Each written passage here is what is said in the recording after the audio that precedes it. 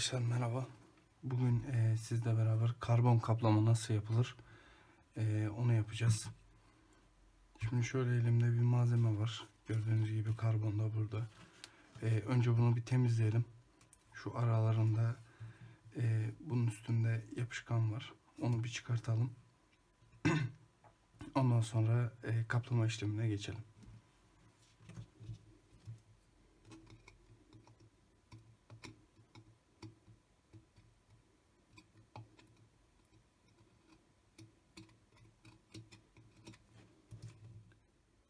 Ben de ilk defa yapacağım karbon kaplamayı. Gördüğüm kadarıyla yapacağım, yani hiç yapmamıştım daha önce. Bir deneyelim. Olursa zaten videoyu yüklerim. Şimdi yapım aşamasına geçelim. Önce bir temizleyelim.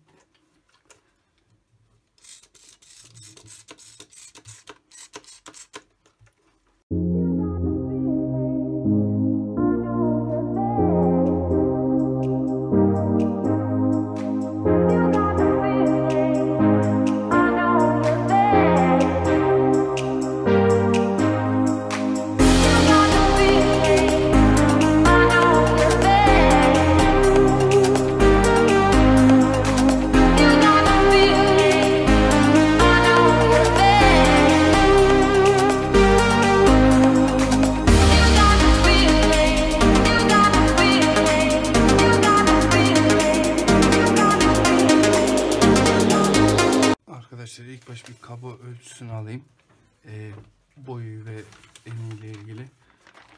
Ondan sonra kesim yapıp kaplama işlemine geçelim.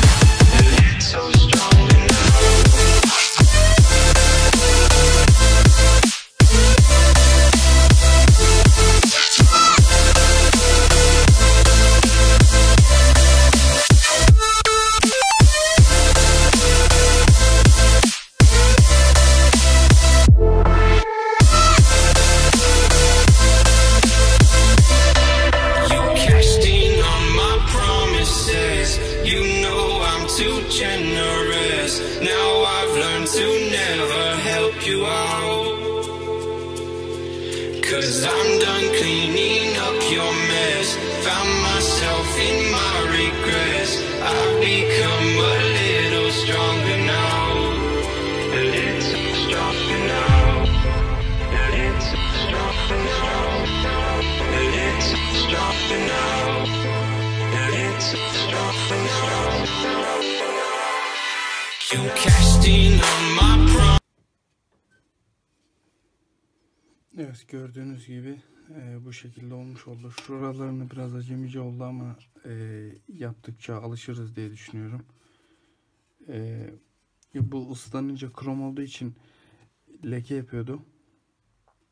Onun için böyle bir kaplama yaptık. Yoksa gayet güzeldi üstü ama hem böyle lekeyi tam belli etmez. Su sıçradığı zaman böyle daha iyi olmuş oldu. İzlediğiniz için teşekkür ederim. Kanalıma beğenip abone olmayı unutmayın. İyi günler dilerim.